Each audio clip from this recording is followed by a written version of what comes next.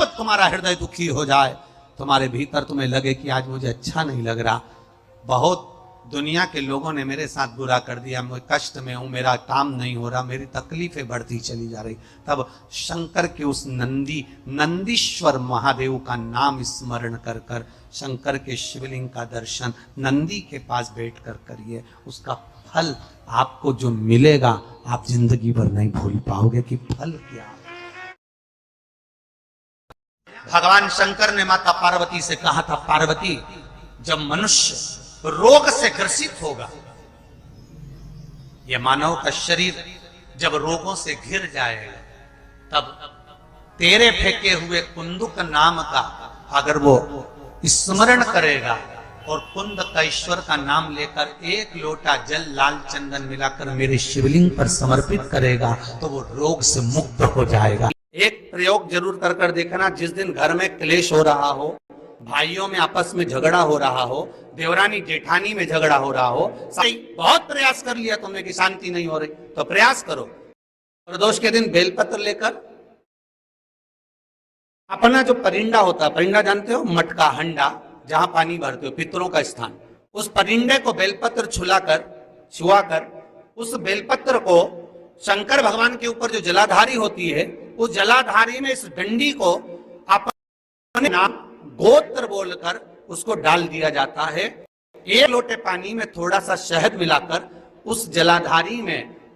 भगवान शंकर का भृंगेश्वर नाम लेकर चढ़ा दिया जाता है। शिव जी को चढ़ाया हुआ जल उस बेलपत्र को चढ़ाकर जाइए, कितना भी तेज झगड़ा हो रहा होगा, मात्र 10 मिनट के अंदर एकदम शांत हो जाता है। शिव मंदिर में जाकर गलती मत करना, कोई भी सामग्री आप भगवान शंकर को अगर समर्पित कर रहे हैं, जैसे केला ले गए, पपीता ले गए, या कोई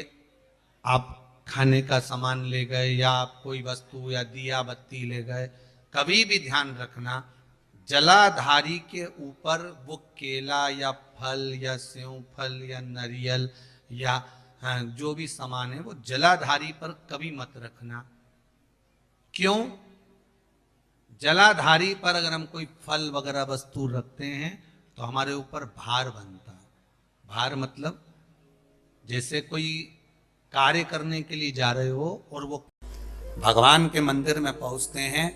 तो हम भी मांगने में जो गलती करते हैं वो दुनिया का हर व्यक्ति गलती करता है। भगवान से मांगता है तो क्या मांगता है? गाड़ी दे दो, बंगला दे दो, ये दे दो, वो दे दो।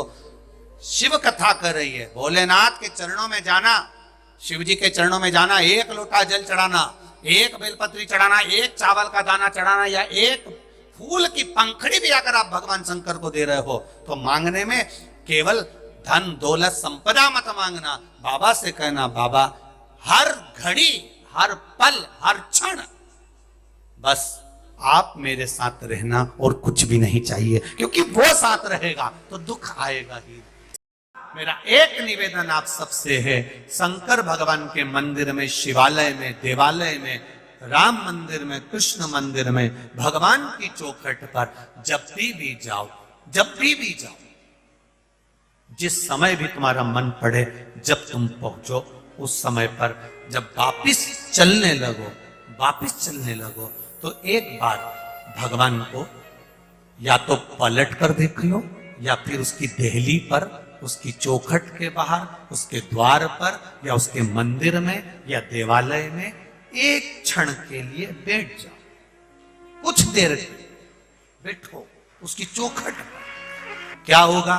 हम मंदिर में जाकर, देवालय में जाकर चावल के 7 दाने जल के पात्र में डाल लीजिए और मात्र 5 पुष्प सफेद जल के पात्र में डाल लीजिए। दुर्वा के 3 बट, एक लंबी सी, यहां तो अभी दुर्वा नहीं है, पर एक लंबी सी जो दुर्वा होती है, दुर्वा में 3 गांठ पड़े, लंबी डंडी होगी तो 3 गांठ अपने आप आ जाएगी। 3 बट वाली दुर्वा उस जल के अंदर डाल लीजिए और शंकर के मंदिर में जाकर उस जल को समर्पित कर दीजिए। जल समर्पित करना है, ये वाला जो जल चढ़ाएंगे आप शंकर को, जैसे शिवलिंग सामने है और जल का पात्र अपने हाथ में है, तो उल्टा जल चढ़ाएंगे। ऐसे आपकी ओर मुख करा हुआ कलश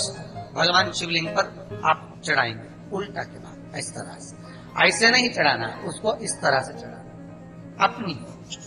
मात्र 15 से 20 मिनट में जिसकी चित्त वृत्ति रमती नहीं हो, और करेंगे। अगर दुख समाप्त ही नहीं हो रहा है, कोई बीमारी एक पूरी होती है, दूसरी लग जाती है, दूसरी बीमारी पूरी होती है, तीसरी लग जाती है, तीसरी बीमारी पूरी होती है, चौथी लग जाती है, कुछ प्रॉब्लम चली रही है, तो एक जल के पात्र में जल लीजिए, कलश लोटा पानी का भर लीजिए, और उस पात्र में चावल के 2 दाने डाल लीजिए, अक्षत के 2 दाने डालिए। घर में से लेकर जाओ, थोड़ा सा जल बेलपत्री के वृक्ष के नीचे डाल दीजिए, थोड़ा सा जल पीपल के वृक्ष के नीचे डाल दीजिए, और थोड़ा सा जल या तो आंवले का पेड़ मिल जाए या शमी का वृक्ष मिल जाए,